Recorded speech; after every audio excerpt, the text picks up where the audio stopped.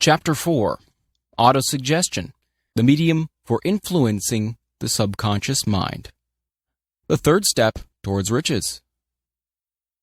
Autosuggestion is a term which applies to all suggestions and all self-administered stimuli which reach one's mind through the five senses. Stated in another way, autosuggestion is self-suggestion. It is the agency of communication between that part of the mind where conscious thought takes place and that which serves as the seat of action for the subconscious mind. Through the dominating thoughts which one permits to remain in the conscious mind, whether these thoughts be negative or positive is immaterial, the principle of autosuggestion voluntarily reaches the subconscious mind and influences it with these thoughts. No thought, whether it be negative or positive, can enter the subconscious mind without the aid of the principle of autosuggestion, with the exception of thoughts picked up from the ether. Stated differently, all sense impressions, which are perceived through the five senses, are stopped by the conscious thinking mind, and may be either passed on to the subconscious mind or rejected at will. The conscious faculty serves, therefore, as an outer guard to the approach of the subconscious. Nature has so built man that he has absolute control over the material which reaches his subconscious mind through his five senses, although this is not meant to be construed as a statement that man always exercises this control. In the great majority of instances, he does not exercise it, which explains why so many people go through life in poverty. Recall what has been said about the subconscious mind resembling a fertile garden spot, in which weeds will grow in abundance if the seeds of more desirable crops are not sown therein. Autosuggestion is the agency of control through which an individual may voluntarily feed his subconscious mind on thoughts of a creative nature, or, by neglect, permit thoughts of a destructive nature to find their way into the rich garden of the mind. You were instructed, in the last of the 6 steps described in the chapter on desire, to read aloud twice daily the written statement of your desire for money, and to see and feel yourself already in possession of the money. By following these instructions, you communicate the object of your desire directly to your subconscious mind in a spirit of absolute faith. Through repetition of this procedure, you voluntarily create thought habits which are favorable to your efforts to transmute desire into its monetary equivalent. Go back to these 6 steps described in Chapter 2 and read them again very carefully before you proceed further. Then, when you come to it, read very carefully the 4 instructions for the organization of your master mind group, described in the chapter on organized planning. By comparing these 2 sets of instructions with that which has been stated on autosuggestion, you, of course, will see that the instructions involve the application of the principle of autosuggestion. Remember, therefore, when reading aloud the statement of your desire, through which you are endeavoring to develop a money consciousness, that the mere reading of the words is of no consequence, unless you mix emotion or feeling with your words. If you repeat 1,000,000 times the famous Emile Coué formula, day by day and every way I'm getting better and better, without mixing emotion and faith with your words, you will experience no desirable results. Your subconscious mind recognizes and acts upon only thoughts which have been well mixed with the emotion or feeling. This is a fact of such importance as to warrant repetition in practically every chapter, because the lack of understanding of this is the main reason the majority of people who try to apply the principle of autosuggestion get no desirable results. Plain, unemotional words do not influence the subconscious mind. You will get no appreciable results until you learn to reach your subconscious mind with thoughts or spoken words which have been well emblazoned with belief. Do not be discouraged if you cannot control and direct your emotions the first time you try to do so. Remember, there is no such possibility as something for nothing. Ability to reach and influence your subconscious mind has its price, and you must pay that price. You cannot cheat, even if you desire to do so. The price of ability to influence your subconscious mind is everlasting persistence in applying the principles described here. You cannot develop the desired ability for a lower price. You and you alone must decide whether or not the reward for which you are striving, the money consciousness, is worth the price you must pay for it in effort. Wisdom and cleverness alone will not attract and retain money except in very rare instances where the law of averages favors the attraction of money through these sources. The method of attracting money described here does not depend upon the law of averages. Moreover, the method plays no favorites. It will work for one person as effectively as it will for another. Where failure is experienced, it is the individual, not the method, which has failed. If you try and fail, make another effort and still another until you succeed. Your ability to use the principle of autosuggestion will depend very largely upon your capacity to concentrate upon a given desire until the desire becomes a burning obsession. When you begin to carry out the instructions in connection with the 6 steps described in the 2nd chapter, it will be necessary for you to make use of the principle of concentration. Let us here offer suggestions for the effective use of concentration. When you begin to carry out the first of the 6 steps, which instructs you to fix in your mind the exact amount of money you desire, hold your thoughts on that amount of money by concentration, or fixation of attention, with your eyes closed, until you can actually see the physical appearance of the money. Do this at least once each day. As you go through these exercises, follow the instructions given in the chapter on faith, and see yourself actually in possession of the money. Here is the most significant fact.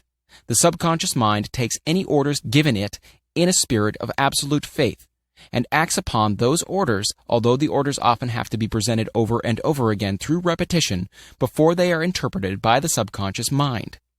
Following the preceding statement, consider the possibility of playing a perfectly legitimate trick on your subconscious mind by making it believe, because you believe it, that you must have the amount of money you are visualizing, that this money is already awaiting your claim, that the subconscious mind must hand over to you practical plans for acquiring the money which is yours. Hand over the thought suggested in the preceding paragraph to your imagination and see what your imagination can or will do to create practical plans for the accumulation of money through transmutation of your desire. Do not wait for a definite plan through which you intend to exchange services or merchandise in return for the money you are visualizing, but begin at once to see yourself in possession of the money, demanding and expecting, meanwhile, that your subconscious mind will hand over the plan or plans you need. Be on the alert for these plans, and when they appear, put them into action immediately. When the plans appear, they will probably flash into your mind through the 6th sense in the form of an inspiration. This inspiration may be considered a direct telegram or message from infinite intelligence. Treat it with respect and act upon it as soon as you receive it. Failure to do this will be fatal to your success. In the 4th of the 6 steps, you were instructed to create a definite plan for the carrying out your desire and begin at once to put this plan into action. You should follow this instruction in the manner described in the preceding paragraph. Do not trust to your reason when creating your plan for accumulating money through the transmutation of desire. Your reason is faulty. Moreover, your reasoning faculty may be lazy, and if you depend entirely upon it to serve you, it may disappoint you. When visualizing the money you intend to accumulate with closed eyes, see yourself rendering the service or delivering the merchandise you intend to give in return for this money. This is important. Summary of instructions. The fact that you are reading this book is an indication that you earnestly seek knowledge. It is also an indication that you are a student of this subject. If you are only a student, there is a chance that you may learn much that you did not know, but you will learn only by assuming an attitude of humility. If you choose to follow some of the instructions, but neglect or refuse to follow others, you will fail. To get satisfactory results, you must follow all instructions in a spirit of faith. The instructions given in connection with the 6 steps in the 2nd chapter will now be summarized and blended with principles covered by this chapter as follows. First, go into some quiet spot, preferably in bed at night, where you will not be disturbed or interrupted. Close your eyes and repeat aloud, so you may hear your own words, the written statement of the amount of money you intend to accumulate, the time limit for its accumulation, and a description of the service or merchandise you intend to give in return for the money. As you carry out these instructions, see yourself already in possession of the money. For example, suppose that you intend to accumulate $50,000 by the 1st of January 5 years hence, that you intend to give personal service in return for the money in the capacity of a salesman. Your written statement of your purpose should be similar to the following. By the 1st day of January, such and such year, I will have in my possession $50,000, which will come to me in various amounts from time to time during the interim. In return for this money, I will give the most efficient service of what I am capable, rendering the fullest possible quantity and the best possible quality of service in the capacity of salesman of describe the service or merchandise you intend to sell. I believe that I will have this money in my possession.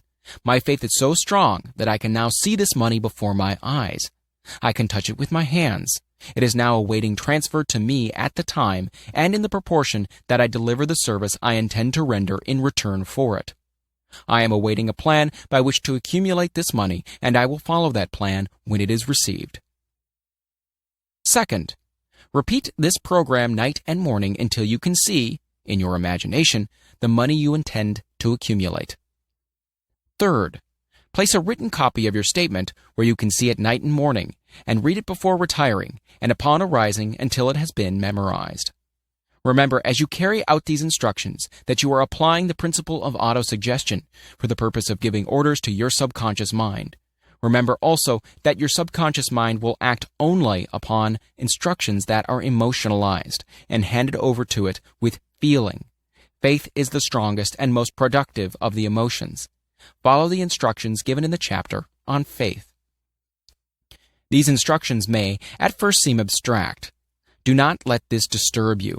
Follow the instructions no matter how abstract or how impractical they may at first appear to be. The time will soon come, if you do as you've been instructed, in spirit as well in act, when a whole new universe of power will enfold to you.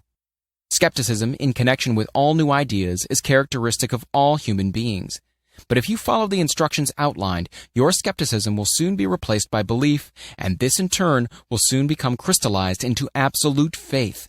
Then you will have arrived at the point where you may truly say, I am the master of my fate.